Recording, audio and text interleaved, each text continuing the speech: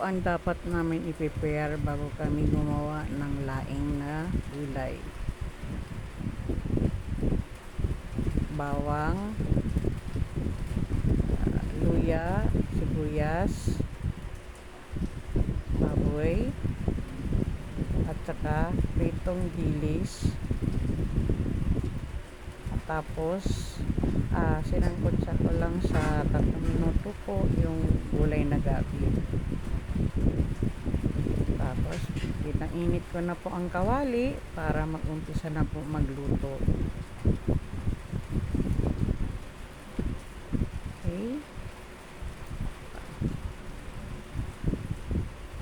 Una po ang ilalagay ko ay yung taba muna ng baboy para makagawa po siya ng mantika, sariling mantika.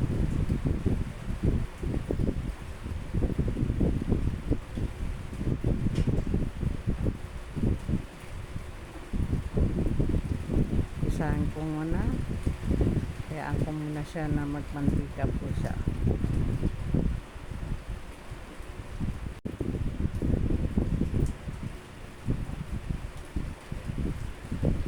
Sige lang, halo-halo lang po, halo-halo. Medyo matagal po yan dahil syempre taba ng baboy kailangan talaga ihalo-halo muna kasi matagal pang lumabas ang kanya. Ito na po, lumabas na po ang sarili niyang mantika ng baboy. Sige lang po, halo po natin. Ito dumidikit pa po. Yan, gisa-gisa, tabi na po natin. Ngayon ay umpisa na po natin yung sangkap na ilalagay natin. Ang muna ay bawang. Nahin muna natin yung bawang.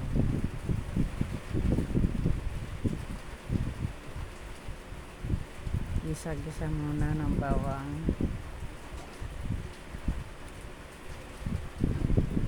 Tapos mag-gisa yung bawang. Susunod naman natin ay yung luya.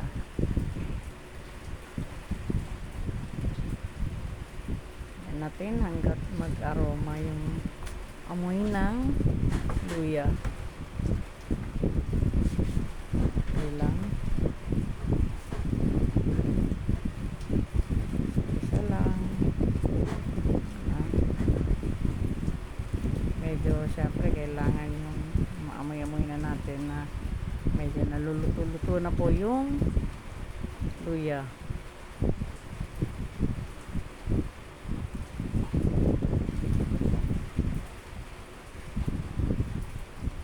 Pag okay na po yung luya, isusunod naman po natin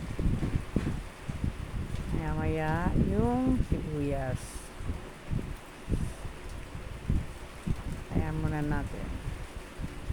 Ayan na natin yung sibuyas. Ayan, pinagkalo na natin yung baboy at saka yung mga sibuyas at saka bawang.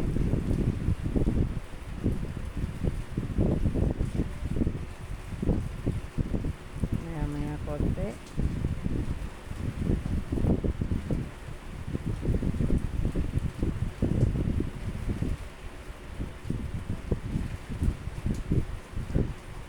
Okay na po, lagay na po natin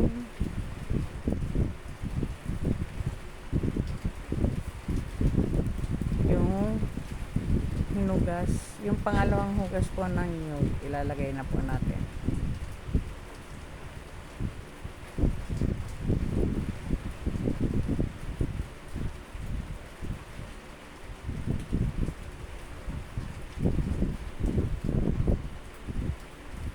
Dahan lang. 2 nyug po yan, hinugas po.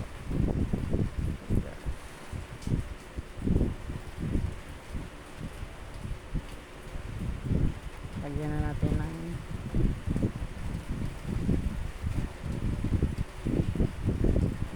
muna natin na medyo muluko-luko. Pag bago natin ilagay yung pinakuluan. Yung lalagay na natin gabi, ay yung dahon ng gabi po.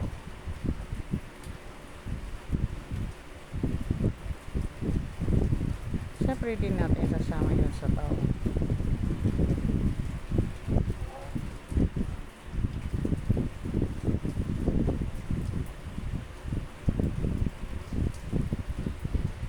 Hindi po kailangan madaliin, dahan-dahan lang.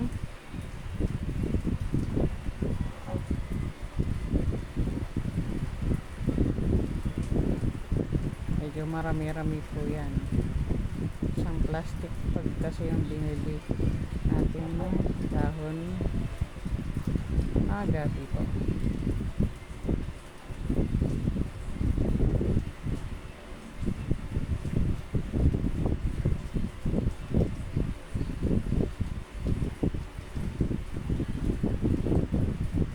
Pero marami na po yan. Diba may natirang mga sabaw. Kasi syempre kailangan natin din i-hold ng konti dahil pag pinili natin medyo may amoy din yan dahil sa pinaaraw po yung dahon para mawala lang po yung amoy. Yan, para at least sarap ang pagkaluto niya. Hindi natin pwede tulad yan. Ganyan lang po ang paghalo.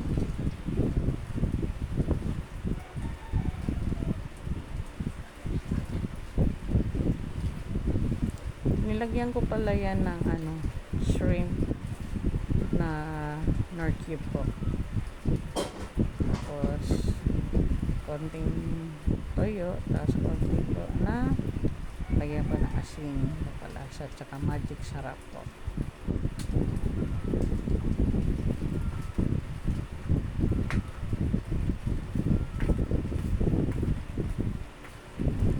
Natin lagyan ko na po yung sili, 8 pirasong sili. So, sabi nila para may konting anghang naman.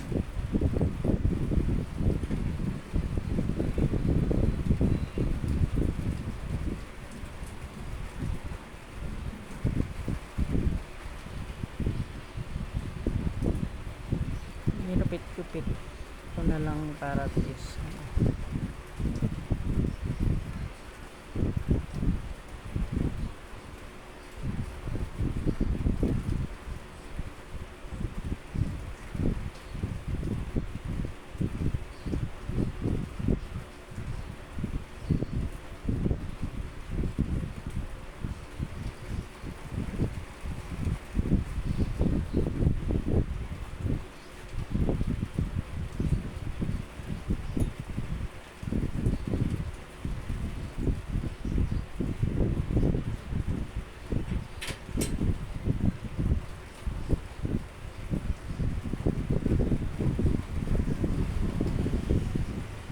syempre tinikman.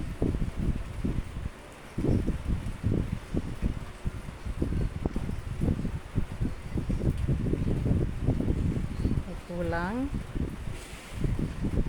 lagyan na asin.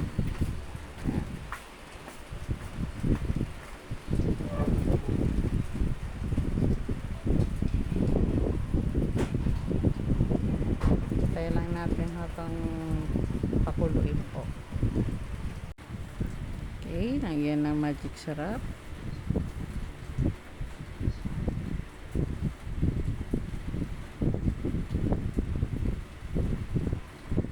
Asin again.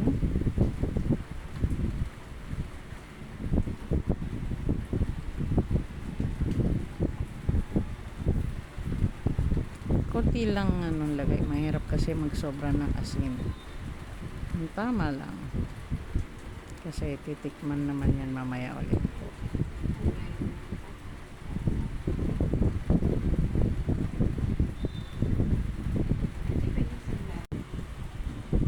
Ganyan lang po ang paghalo.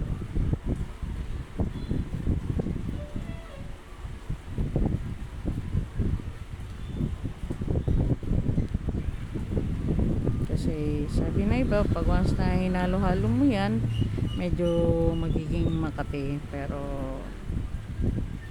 pag ganyan, masarap po ang kinalabasan ng laing na gulay.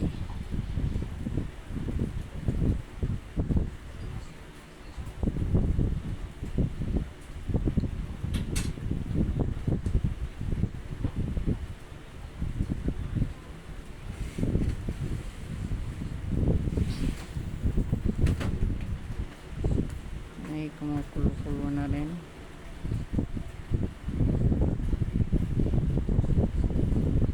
Lalagay na natin yung unang gata. Dalawa po yan. Dahan-dahan lang po ilalagay para hindi matapon.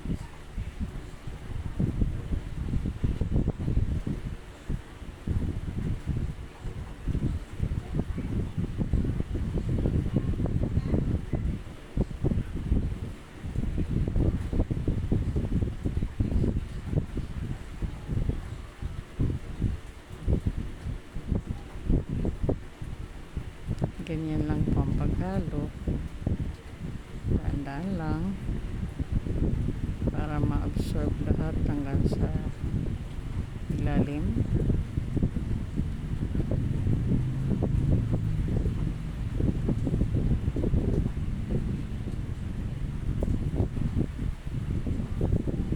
Para creamy po ang kalabasan po ng ating laing na gulay.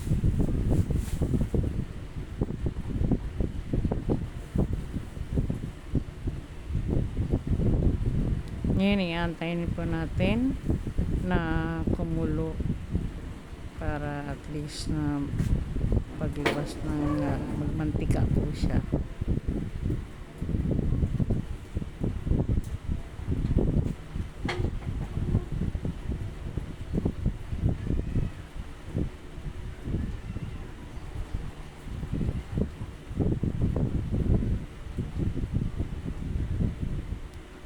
Ganyan lang po.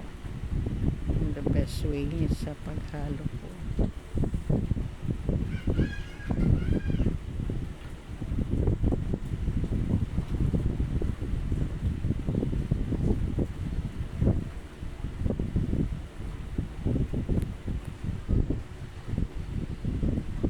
Yan, nagprito po kami ng bangus. Ito na po ang lubas sa aming laing. Ito na po ang kinalabasan ng laing. Masarap na masarap.